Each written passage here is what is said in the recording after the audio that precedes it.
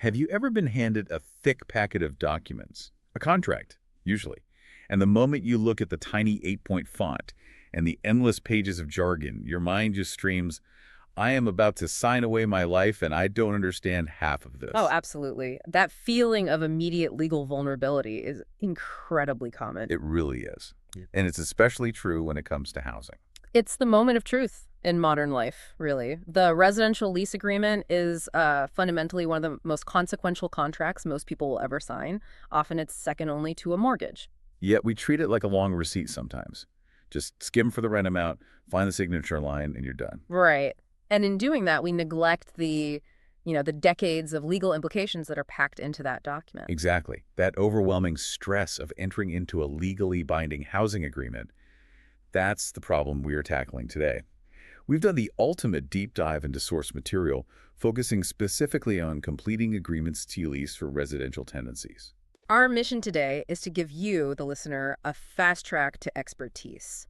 We're going to cut through all of that overwhelming density of legal and procedural concepts Yeah, breaking down terms like consideration and legal competence. into easily digestible, actionable knowledge. We want you to stop feeling intimidated and, start feeling informed. We've got a clear path ahead. We're going to start with the 7 non-negotiable legal elements that make a lease valid. The absolute pillars. Then we'll dive into the surprisingly deep rabbit hole of tenant screening, the detailed, data-driven methods landlords use to vet applicants. Because selecting the right tenant is, well, it's the ultimate form of risk management. And finally, we'll dissect the architecture of the contract itself. We'll look at the difference between that initial agreement you signed during negotiation and the standardized final form. And we'll get into how specific custom clauses, particularly those for condos or pets, have to be meticulously drafted to actually stand up to the law. By the end of this deep dive, you should be able to navigate that fine print with absolute confidence. Okay, let's unpack this and start at the very foundation. The law. We begin with the core lesson from our source material. A residential lease is not just a handshake. It's fundamentally a contract. And like all legally enforceable contracts, it needs specific components or pillars to be considered valid and binding. That's the structural reality. But before we even build those 7 pillars, we have to establish the legal landscape they sit on. Okay, so what's the ground floor here? Every single lease agreement in this jurisdiction has to comply with 2 major pieces of legislation. First, you have the Foundational Residential Tenancies Act, or RTA, that governs the day-to-day rights and obligations. Right, the rule book for landlords and tenants. Exactly. But then there's the overarching Ontario Human Rights Code. And this is where the hierarchy of law becomes so critical. The source material really emphasizes that the Human Rights Code actually prevails over the RTA. It does, which means if a clause or an action, whether it's written in the lease or it's just procedural, is found to be discriminatory under the code, it is automatically invalid. Regardless of what the RTA or even the lease itself might say. It doesn't matter. The code is the ultimate legal backstop. This is a crucial protective layer for the tenant. Can you give us an example of how that might play out? Sure. Let's say a landlord is extremely diligent. They follow the RTA to the letter, but they have a policy of not renting to families with young children because they're worried about noise. Okay. That's a direct violation of the Human Rights Code based on family status. So even if their lease is perfectly drafted and they follow all the RTA notice periods, that discriminatory practice makes them legally vulnerable. The code is the ultimate censor for housing agreements. Got it. So with that legal context in place, let's turn to those 7 essential elements that must be present for the contract to be legally enforceable. Hashtag A, the 7 essential pillars of a legally enforceable lease. Pillar number 1 seems incredibly basic, but it's the first line of defense against fraud and confusion. Legal names. It has to be the full, correctly spelled legal name of every single party involved. And that means individuals, partnerships, corporations, everyone. So no nicknames or aliases. This is not the place for them now. This establishes exactly who is legally liable for the obligations in the contract. And the verification procedure is where the rigor comes in. How does one, prove the identity of the person they're signing with? Well, for tenants, the procedure is quite clear. You use government-issued photographic ID, a driver's license, a passport. Something to verify the person signing the lease is indeed the person named on the contract. But it gets more complicated on the landlord side of the table. It does. The rigor increases because you need to verify they actually have the legal right to lease the property in the first place. So how do you do that? How do you confirm the person calling themselves the landlord actually is? This is where salespersons representing a landlord are advised to use authoritative commercial tools. The main one is called GeoWarehouse. Let's pause on that. GeoWarehouse. What is that, and why is it considered so authoritative? GeoWarehouse is it's a proprietary online research tool that gives you direct access to the official provincial land registration system. Essentially, it allows you to pull the legal history and, more importantly, the current ownership details the title of a property. So it's the official record. It's the official record. So if the name signing the lease as the landlord does not match the name on the title, you have a massive legal discrepancy. And the person signing might not have the legal authority to transfer possession. Precisely. It's about establishing the legal chain of authority. You have to know you're dealing with the actual owner or their legally designated agent. That makes perfect sense. Okay, moving to pillar number 2, legal competence. This speaks to the capacity of the person signing. Correct. The core definition here is that the party must be of the age of majority or older and must be capable of making decisions in their own best interest. If someone lacks legal capacity, any contract they sign is generally voidable. The source material clarifies a pretty significant legal nuance here regarding mental competence. It's not just based on a subjective observation. Absolutely not. In our jurisdiction, you cannot unilaterally declare someone mentally incompetent. You can't just say, well, they seemed a bit confused. So what's the process? That high standard is reserved for an Ontario judge, and it only comes after a formal legal application is submitted by a qualified capacity assessor.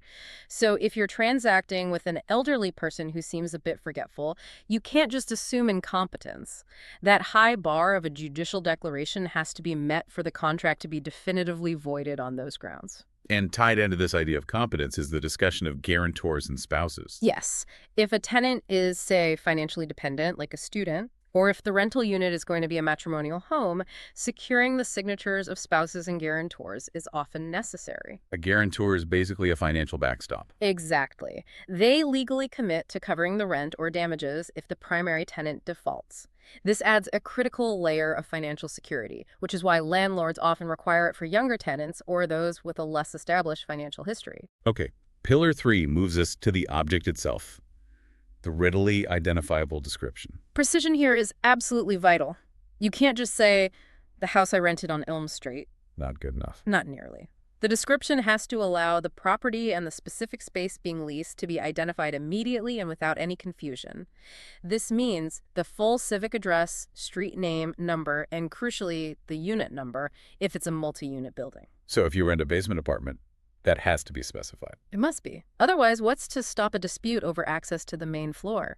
The boundaries of what you possess have to be crystal clear. Pillar 4, the concept that binds all contracts together.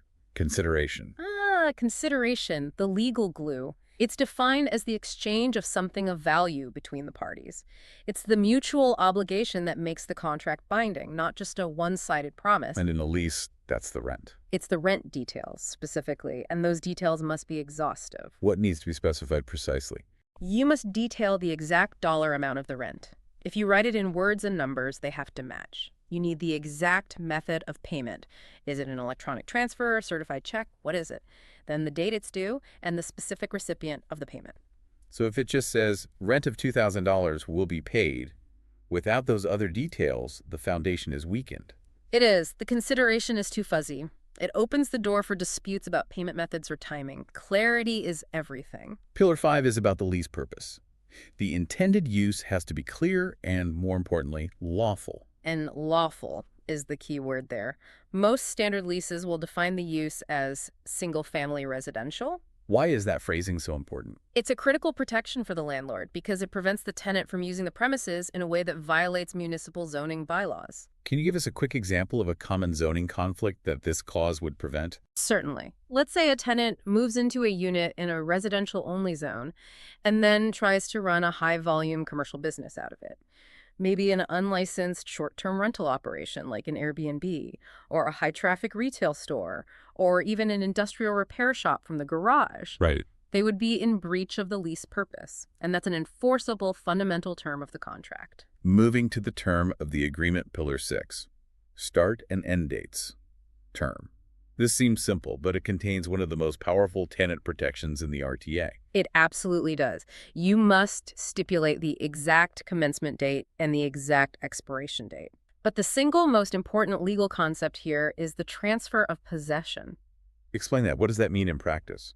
For it to be a valid lease, the contract must transfer the legal possession of the property from the landlord to the tenant for that specific period of time. If the keys are never handed over, or if access is never fully granted, you don't actually have a true lease agreement in effect. So the actual physical transfer of keys and the ability to occupy the space is legally non-negotiable. That's the moment the risk actually shifts. That's the moment. And that leads to the critical insight you mentioned. What happens when that fixed term ends? This is where so many people, especially new landlords or tenants, get confused. Yeah. They assume the tenant has to pack up and move out or sign a brand new lease. And that assumption is completely incorrect. Under the RTA, once a fixed-term lease expires, it does not end the tenancy. So what happens? It automatically transitions into a month-to-month or periodic tenancy. The previous rules of the agreement, the rent amount, the clauses, they generally still apply, but the long-term duration requirement is lifted. So tenants do not have to move out. They do not have to move out, nor do they have to sign a renewal document unless otherwise ordered by the landlord and tenant board. That is vital knowledge. It fundamentally changes the dynamic compared to other kinds of contracts. It means a landlord has to view a tenant as a long-term risk, not just an 18-month or a 2-year commitment. Precisely. That automatic rollover means the landlord's initial screening process has to be incredibly rigorous because extracting a bad tenant later is a complex, procedural, and very time-consuming process. Okay, finally, Pillar 7. What is expected?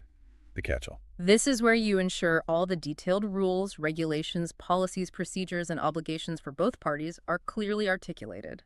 This includes expectations about property upkeep, how to notify for repairs, rules for shared common areas. So it's about minimizing subjective disputes down the line. Exactly. Clarity prevents conflict. So if you're reviewing a lease, you're checking for these 7 pillars: verified names, competence, clear description, consideration, lawful purpose, term of possession, and clear expectations. If any of those are shaky, the entire contract is structurally weak. That detailed discussion on the 7 pillars brings us smoothly to lesson 2, tenant screening. We just established that because the RTA strongly favors the tenant when it comes to security of tenure, and eviction is so difficult. Selecting the right person at the outset is the single greatest risk mitigation strategy a landlord has. It's everything. The cost of a bad tenant in lost rent, property damage, legal fees for LTB hearings, it can easily run into tens of thousands of dollars. So the screening process isn't casual, it's structured, it's detailed, and it's evidence-based. Our sources highlight that landlords rely on 5 key areas for this assurance: the application, the credit report, references, proof of income, and a final online investigation. Let's dissect what information landlords are trying to extract from each of these. Hashtag, tag A, the rental application, and red flags. The rental application is the first gate. Its main purpose is to gather comprehensive data to assess suitability. And remember, even this first step must comply strictly with the Ontario Human Rights Code. Right, you can't ask discriminatory questions about prohibited grounds. No. But it's also the document where the tenant provides mandatory written consent for those crucial credit and reference checks. So what's the immediate scrutiny? What's the first thing a landlord looks at? First, completeness. Is the completed application filled out entirely? A meticulous applicant who has taken the time to fill out every single field and sign the document, well, that suggests they're organized and likely have nothing to hide. And gaps are a red flag. Major gaps, sudden changes in story between a phone call and the application, or a missing signature, those are immediate red flags that require investigation. The second and most obvious check is income. Of course, the raw calculation. Can they actually afford the rent? Landlords look at the ratio of rent to income. While 30% is a common benchmark, the tenant has to demonstrate sufficient income from all reliable sources, that could be salary, investment, social assistance, to comfortably cover the monthly obligation. Now for the classic red flags that suggest instability. Let's start with frequent change of address or job changes. Frequent moving isn't just an inconvenience. It often suggests instability, or worse, a potential pattern of evading obligations. If a landlord sees 3 different addresses in the last 18 months, that's not just instability, that's 3 separate opportunities where a previous landlord might have wanted them out. Or where the tenant skipped town owing rent. Exactly. It needs thorough investigation. And similarly, frequent job hopping raises serious concerns about consistent income stability. The timeline itself can be a red flag. Short lead time to rent, when the tenant says they need to move in tomorrow. Urgency is a massive red flag because it begs the question, why the rush? Did they just get an eviction notice and have only 7 days left? Did they just leave their last apartment owing thousands in rent? There could be legitimate reasons, though. Of course, like a prior offer falling through or a sudden job transfer, but the landlord must investigate the reason for the urgency, as it so often correlates with high-risk behavior. Here's a subtle but fascinating red flag from the source material: living with relatives. Yes, landlords are advised to explore this very carefully. On its own, it's entirely common and non-judgmental. But when you combine it with other red flags, it can signal a cyclical financial pattern. What kind of pattern? The applicant might have been evicted from their last place, stayed with family for 6 months to save up enough for first and last month's rent, and is now trying to re-enter the market, only to potentially repeat that eviction cycle in another year. So it requires the landlord to dive deeper into their current financial stability, not just their living arrangement. Exactly. It requires more verification. And the ultimate financial red flag on the application is the inability to pay first and last month's rent simultaneously. This is a big one. The typical requirement is that both the first month's rent and the last month's rent deposit have to be paid upon acceptance and signing of the agreement. And if they can't? If the applicant can only scrape together the deposit or asks to defer the first month's payment, it indicates a severe lack of financial buffer or savings. It makes them an immediate high-risk prospect for defaulting very early in the tenancy. So once the basic application looks solid, the landlord moves to the financial core, the credit report. This is viewed not just as an indicator of ability to pay, but often as a measure of personal responsibility. The idea being that how you manage your finances might reflect how you'll treat the property. It tends to flow that way, yes. And a crucial procedural point, the report has to be current. How current? No older than 3 months. Financial circumstances can change incredibly rapidly, and an old report is basically useless. And the landlord has to have written consent to pull this information. Always. And the advice we noted earlier is critical. A Yeah. prudent landlord should always obtain the report directly from the credit bureau, Equifax, or TransUnion, rather than accepting a report provided by the tenant. Why the suspicion regarding tenant-provided reports? Because digital tools make it remarkably easy to tamper with or fraudulently generate a report that looks official. Unless the landlord can guarantee the report's provenance from the source, they are taking on an unnecessary risk. Direct access ensures validity and currency. Okay, let's break down the 3 main elements they analyze in that report, starting with the big one, the credit score. The credit score is that single numeric value, typically between 300 and 850. It's a mathematical representation of financial risk. A high score means easy access to credit and low interest rates. It tells a lender or a landlord that you are a reliable risk. Can you elaborate on the typical ranges and what a landlord might consider a hard line? Certainly. Generally, anything over 800 is considered excellent. 750 to 799 is very good. The good range starts around 700 to 749. So where do most landlords draw the line? Most professional landlords or property management companies will set their acceptable minimum threshold somewhere around 700. If an applicant is scoring below 650, entering the poor or very poor categories, it signals significant financial mismanagement or distress. They are usually screened out regardless of how good their income looks on paper. The score is the snapshot. The history of accounts gives us the narrative behind it. What are the definitive warning signs in that history?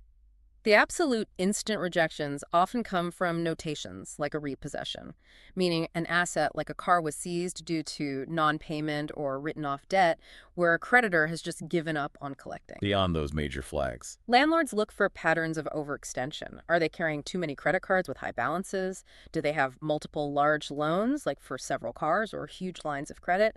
And a big one is the chronic behavior of only ever making the minimum required payment. So it's less about having debt and more about how you manage that debt. Precisely.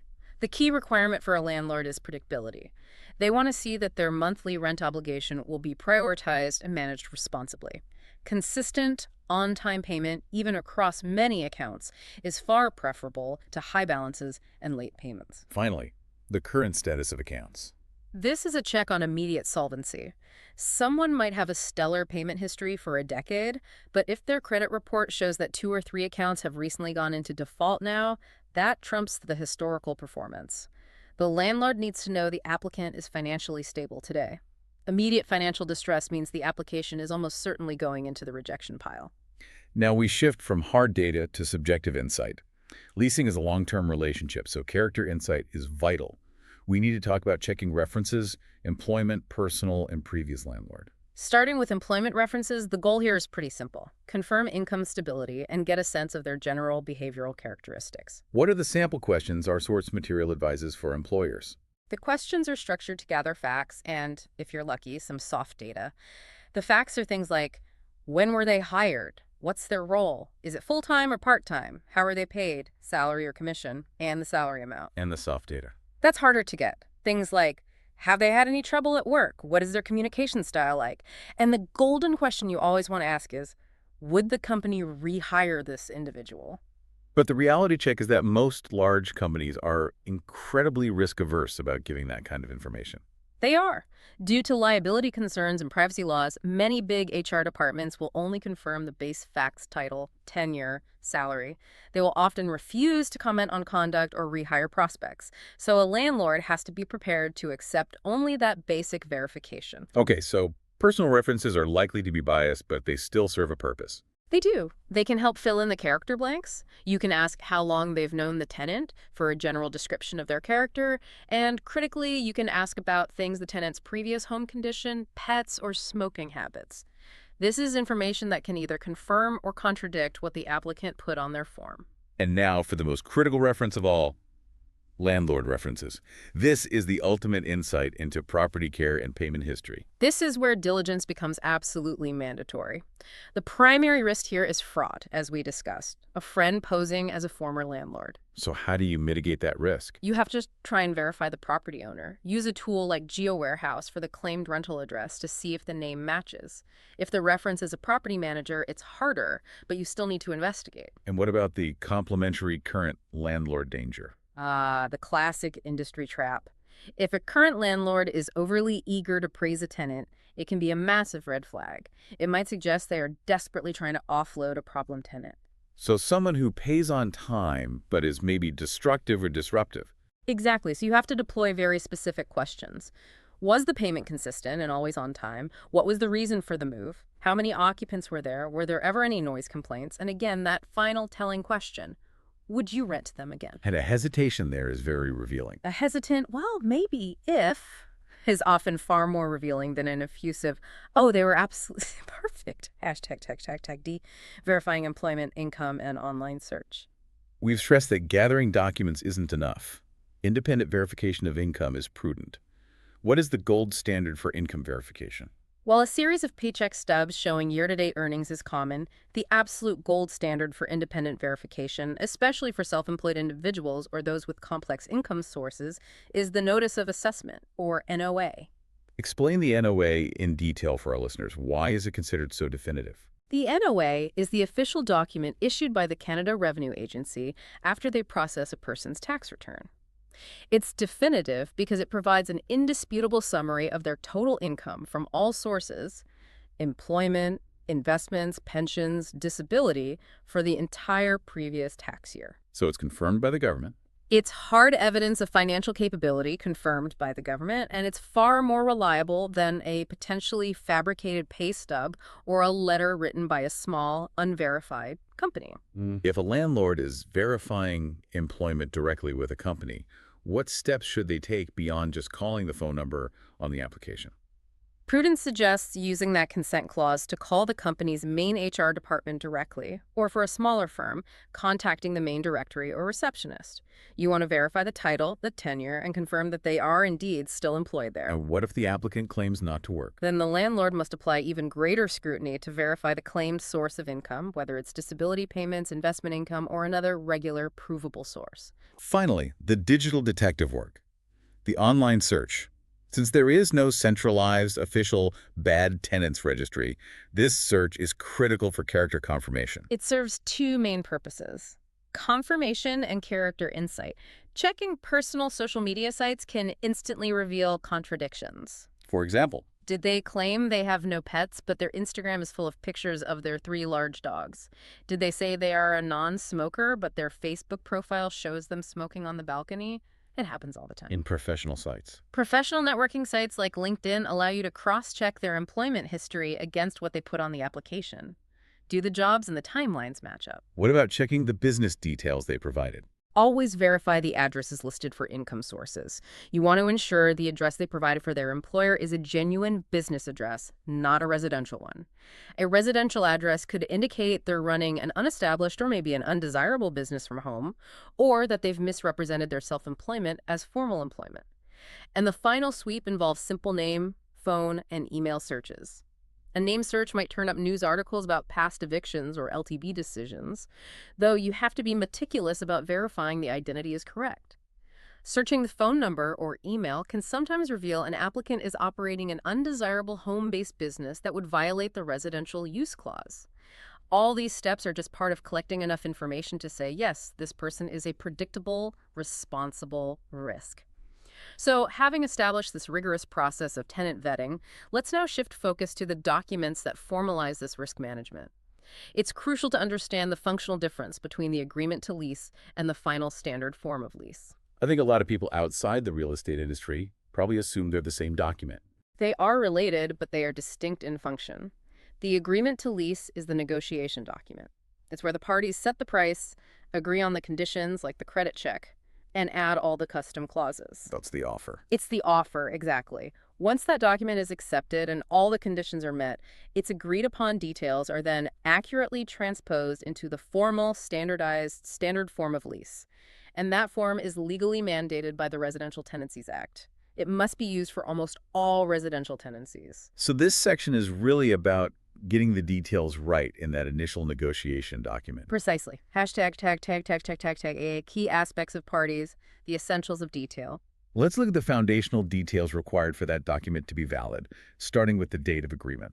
Precision is the watchword in any legal drafting. The drafting date must be recorded exactly, the day as an ordinal number, like 3rd, the month written out in full, September, and the year as 4 digits. Any lack of clarity on dates can lead to confusion about contract timelines and those important irrevocability periods. And we return again to full legal names, but here we're formalizing the liability. Every single named tenant must be listed because they are all jointly and separately liable for any breach. What does that mean, jointly and separately liable? It means the landlord can pursue any one of the individual tenants for the full amount of non-payment or damage, regardless of who actually caused the issue. If 3 roommates are on the lease and one causes $5,000 in damage and disappears, the landlord can legally go after the other 2 for the full $5,000. Wow, okay. And similarly for the landlords. Yes, all named landlords are liable if they breach the agreement, for example, by failing to provide maintenance. And again, the names must be verified against government ID. And the address of landlords has to be completed in full. Why is this detail so critical? It's a legal necessity. This is the official legal address where notices from the tenant to the landlord, like a maintenance request or a notice to end tenancy, must be sent to be legally considered received. If the landlord fails to provide an accurate, verified address, they can hamper the tenant's ability to fulfill their legal obligations, and that can have major consequences in LTB proceedings. #BB. Typical clauses to complete the specifics. Okay, now for the clauses that require specific input from the salesperson or the parties, starting with the description of the space being rented. The premises section requires the full civic and legal description of the unit, including which areas are for exclusive use and which might be shared. Then the term of lease specifies the duration, say 12 months, and the precise start and end dates, which reinforces that 6th essential pillar we talked about. Next, the financial details. Rent and deposit and prepaid rent. The rent clause has to specify the exact amount, making sure the written word amount matches the numeric amount, the payment date, and the frequency, usually monthly. The deposit and prepaid rent clause details the first and last. And crucially, it dictates the timing of that payment, usually upon acceptance of the agreement, and names the entity responsible for holding the funds, which is often the listing brokerage in a trust account before it's transferred to the landlord. The use clause, again, is there to prevent commercial activity. It reestablishes that lawful purpose, typically single-family residential. This is the landlord's primary tool to prevent the tenant from, say, setting up a home-based business that draws heavy traffic or causes excessive noise. Services and costs and parking define the practical day-to-day arrangements. Services and costs is the utility split. It clearly identifies all the available utilities and specifies who pays for what, who is on the hook for hydro, water, or specialized costs like propane heat. Parking negotiates the specific spot location, the number of spots, or confirms if there are no facilities provided. Getting this clear up front prevents massive headaches down the road. The irrevocability clause is the time limit on the negotiation itself, right? It's the firm date and time until which the offer is open and cannot be retracted by the party who made it. It forces a decision and sets a hard deadline on the whole process. And the notices section. This just establishes the preferred channels for official correspondence. It details fax and email information for delivering information, which ensures proper communication channels are established up front, especially if physical mail is slow or unreliable. Finally, there's the space for all the customized terms. Right, the additional terms and schedules. This is the section where all the specific negotiations like pet rules, maintenance agreements, or conditional clauses are inserted, usually by referencing an attached Schedule A or Schedule B. Hashtag tag tag tag C, standardized clauses. Non-negotiable concepts. Now we can move to the standardized clauses. These are terms that are non-negotiable within the lease form itself. They define the legal relationship, and they often just mirror the RTA's requirements. They have to be understood by all parties. The first one is the execution of lease clause. This clause mandates that both parties must execute the final, formal, standard form of lease, that RTA-mandated document before possession is granted. Furthermore, the landlord is legally obligated to provide the tenant with the official government-issued new tenant brochure, which outlines their rights and responsibilities. And failing to provide that brochure can have consequences. It can. It can delay or even invalidate certain notices the landlord might try to serve later. Okay, what about the access clause in insurance? The access clause grants the landlord the right to enter the unit for specific reasons, inspections, repairs, showing the unit. However, and this is critical, this clause always defers to the RTA. The landlord still has to comply with all the mandatory notice requirements dictated by the RTA, regardless of what the lease says about general access. So they can't just write in, landlord can enter anytime. Absolutely not. And the insurance clause is the tenant's protection.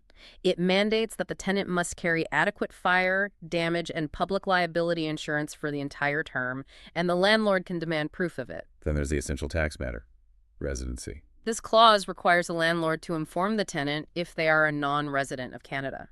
If they are, it triggers critical compliance with the Income Tax Act's withholding tax provisions. This is a significant legal responsibility for both parties that has to be handled correctly to avoid serious tax penalties. The use and distribution of personal information clause formally closes the loop on that screening process we talked about. It does. It confirms the tenant's consent, which they granted during the application phase, for the landlord to collect and use their personal information to assess creditworthiness and suitability throughout the term. Now, let's focus intensely on the clause that defines the hierarchy of law within the contract itself, conflict or discrepancy. This is perhaps the most profound legal concept in the entire document, and it links directly back to the RTA's supremacy. The clause states that any term legally added to the agreement, say in a Schedule A, takes precedence over a similar standard clause in the document. Okay, so custom beats standard. But, and this is the vital insight, if any of those added custom clauses violate the Residential Tenancies Act, the illegal clause is automatically voided and the RTA-compliant rule prevails. So let me get this straight. If a tenant signs a document that has a clause saying they agree to pay a $100 fine for being late on rent, even though they signed it, it's unenforceable. That is precisely the effect. It's unenforceable because the RTA doesn't permit penalty clauses for late rent. The RTA acts as an unwritten supreme schedule to every lease. It overrides any illegal term, even if both parties explicitly consented to it, signed it, and dated it. This is why understanding the RPA is actually more important than simply understanding the lease you're signing. Wow. The remaining standard clauses are Family Law Act, Consumer Reports, Binding Agreement, and Acknowledgement. Right. The Family Law Act warrants that if the property is a matrimonial home, spousal consent is either not required or has been legally provided. Consumer Reports just confirms that a credit report may be connected to the transaction. Binding Agreement formalizes that the contract is binding on the named parties. And Acknowledgement confirms that the parties have received a signed copy and authorized the brokerage to handle communications with their lawyers.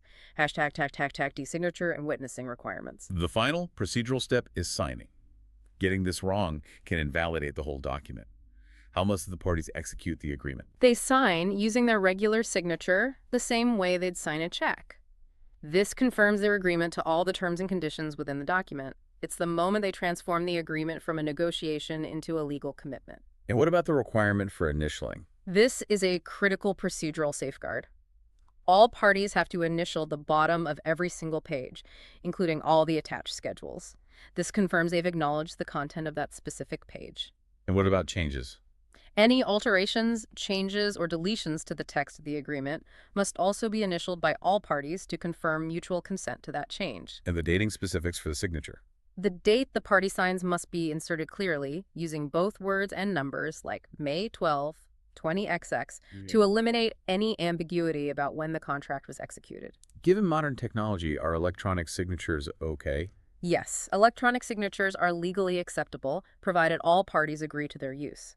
The major procedural benefit of using e-signatures is that they do not require a witness, which simplifies the execution process significantly. But if the signature is handwritten, the requirement for witnessing comes into play. Yeah. What are the rules there? A witness must be physically present when the party signs the document. The witness has to be 19 years or older, mentally sane, and must not be a party to or a beneficiary of the agreement. And what is their role legally? Their role is incredibly specific. They are only attesting that the party intended to sign a legal document. They are not confirming whether the party understood the content or the implications of the agreement itself. Typically, the respective salesperson witnesses their own client's signature, and they have that additional professional duty of ensuring their client understands the terms before they execute it. We've moved through the foundations and the standardized clauses. Now we get to the areas where the deal is really customized, the additional clauses, which fall under lessons 4 and 5. The source material emphasizes that these clauses have to be legal, clear, and precise to minimize disputes. Precision is absolutely key because these custom clauses can override standard contract language as long as they don't violate the RTA. When you're drafting any additional clause, the writer has to ensure they include all the appropriate components. What are those components? You need to define who is doing what, who pays for it, what exactly is to be done, the time limit for completion, the consequences of non-completion, and the possibility of a waiver. If you miss any one of those elements, the clause becomes ambiguous and likely unenforceable. #A, common additional residential clauses. Let's revisit the tenant credit check condition clause, which we touched on earlier in screening. This is a common example of a meticulously drafted conditional clause. It's a textbook example. It explicitly makes the entire offer to lease conditional upon the landlord receiving and being satisfied with the tenant's creditworthiness. It grants the tenant consent, it sets a firm deadline for the landlord to provide a notice of fulfillment, and importantly, it reserves the right for the landlord to waive the condition unilaterally if they decide to proceed anyway. It manages risk, consent, and timelines all in one. For properties with shared spaces, like a duplex or a basement and upper unit, rules regarding shared facilities are crucial. Oh, absolutely essential to prevent friction. These clauses clearly outline the shared use of things like laundry facilities, the driveway, maybe with parking rotation schedules, the mailbox, or even access to mechanical systems like the furnace or electrical panel. If access to the furnace is required, the clause needs to specify when and how the landlord can enter that shared space, making sure it still adheres to RTA notice rules. Let's tackle the tricky issue of pets. We know a blanket no-pets prohibition is illegal. So how do landlords legally structure rules regarding pets? The RTA allows tenants to have pets, but it does not absolve the tenant of liability for pet-related damages or nuisance. So the landlord has to focus the clause on responsibility and damages, not prohibition. So what can the clause legally say? For example, the clause can legally require the tenant to ensure pets are leashed in common areas and must clean up after them. Crucially, the clause can mandate that the tenant is financially responsible for the repair or replacement of any pet damage like chewed baseboards or scratched floors, and can require professional carpet cleaning at the end of the tenancy due to pet dander. So this transforms the clause from an illegal prohibition into an enforceable standard of maintenance. That's exactly it. It adheres to the law while still protecting the landlord's investment. What about financial incentives, the rent-free periods or discounts? These are sales tools, really. They're often used to entice tenants in competitive markets or maybe to compensate them for known issues. Perhaps the swimming pool amenity is undergoing long-term maintenance or some promised renovation is unfinished. The clause has to be very precise. Utterly precise. You have to detail the exact dollar amount of the discount, the specific rent period it applies to, like the third month only, and the reason for the reduction. Any ambiguity here can lead to the tenant demanding a perpetual discount. Beyond the first and last month's rent, what other deposits are legally permissible? Only two are allowed: the last month's rent deposit and a key or device deposit. And that key deposit cannot exceed the reasonable expected replacement cost of the key or the remote entry device. And what about charging for other services? Landlords often use additional clauses to charge extra fees for newly available other services or utilities at additional costs that are not considered part of the core rent. Examples might be seasonal fees for the tenant's AC plug-in in the driveway, or perhaps appliance usage fees for new coin-operated laundry facilities on site.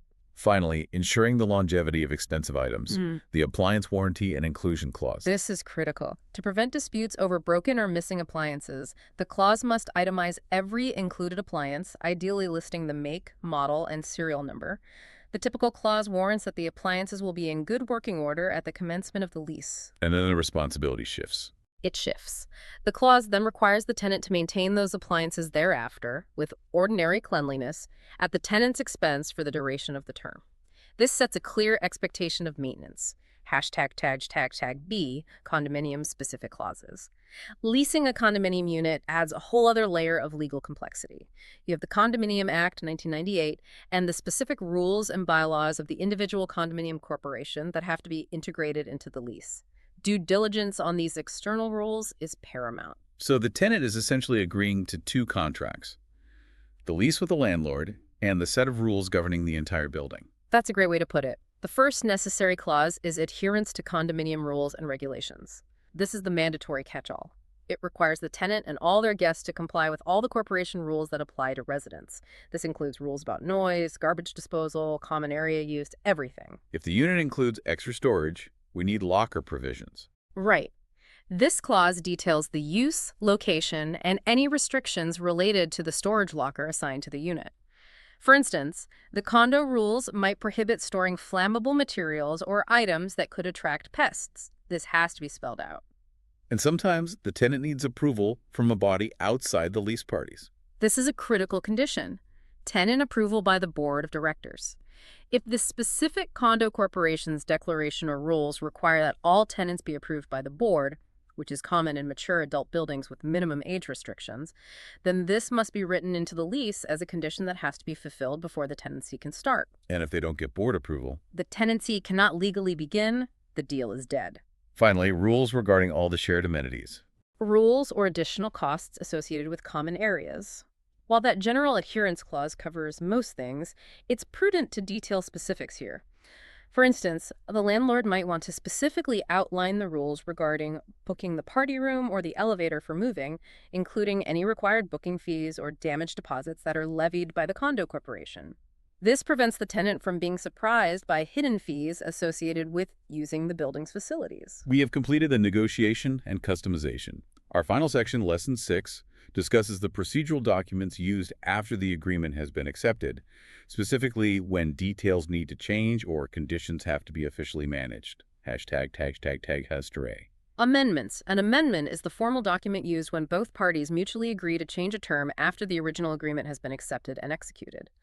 The need for an amendment often comes up when a closing day shifts, so you have to change the occupancy start date or maybe a minor change to the appliances included. If we're using an amendment form, what are the requirements for completing it correctly to make sure it's enforceable? Like all legal documents, precision is paramount. The amendment has to fully cross-reference the original agreement names, premises address, original date. You must clearly insert the exact clause or words being deleted from the original contract and the exact replacement clause. You can't use vague abbreviations or incomplete phrases. And it needs its own deadline. Critically, yes. The amendment itself must include an irrevocable date, setting a time limit for its acceptance by the other party.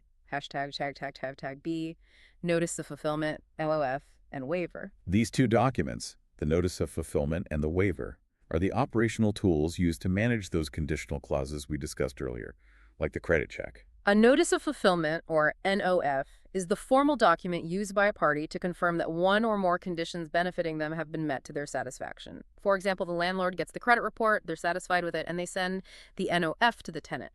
That removes the condition and moves the agreement closer to being firm. And a waiver is essentially saying, I had the option to enforce this condition, but I'm choosing to ignore it. Precisely. A waiver allows the party benefiting from a condition to waive their right to insist on its fulfillment. Let's say a landlord is nearing the deadline for the credit check and still hasn't received all the documents, but they're confident based on the income verification. They might choose to waive the condition and proceed with the lease, rather than letting the entire deal expire. We stressed earlier that the best practice for writing these conditions is to use the legal phrasing, condition precedent. How does that specific phrasing benefit the waiving party, who is usually the landlord? The term condition precedent legally means that the entire contract only comes into full effect after the specific condition is fulfilled or waived. This legal structure protects the waiving party by giving them maximum control. If the condition isn't met, the party can simply choose to let the contract become void, thereby walking away cleanly. And if they want to proceed anyway? They have the explicit right to waive it. This prevents the other party from later trying to argue the contract was voided by the non-fulfillment of the condition. It's a mechanism of flexibility and control. This entire journey from establishing the 7 pillars to using fulfillment and waiver documents is really about establishing clarity, consent, and enforceability, always within the constraints of the prevailing law. Hashtag, outro. As we draw this deep dive to a close, let's quickly revisit the 3 major areas of insight that should stick with you, ensuring you approach your next lease with knowledge. First, remember those 7 essential legal elements. If you take nothing else away from today, understand that verified identity, clear consideration for the rent, and the legal transfer of possession are the absolute, non-negotiable foundations of a valid contract. They determine if the document you're holding is actually enforceable. Second, appreciate the deep rigor of the tenant screening process. Landlords are advised to look beyond the surface claims. They rely on the indisputable evidence of the notice of assessment, the NOA for income, and they scrutinize credit reports for clear patterns of debt mismanagement. They know that instability like frequent moves is a story that needs a thorough investigation. And finally, recognize the critical importance of clear, precise language in those custom clauses. If you are adding rules about pets or parking or condo use, they have to adhere to that checklist of precision: who, what, when, consequences, and critically, they must not conflict with the higher legal authority of the RTA. You now have the knowledge not only to read the fine print, but to understand the legal framework that protects and governs the relationship, whether you are the party preparing the lease or the one signing it. And that leads back to the pivotal point we discussed in Section 3, the supremacy of the law.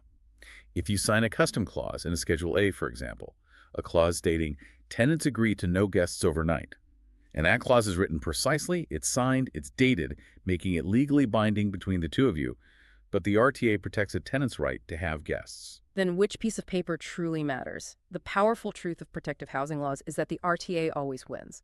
The reliance you can place on the written word of a clause is always conditional on that clause respecting the floor of rights established by the Residential Tenancies Act. It's something to mull over when you read that fine print. Thank you for joining us for this deep dive into the world of residential lease contracts. We hope this provided the clarity you needed to face that stack of papers with confidence, armed with the knowledge of a legal expert.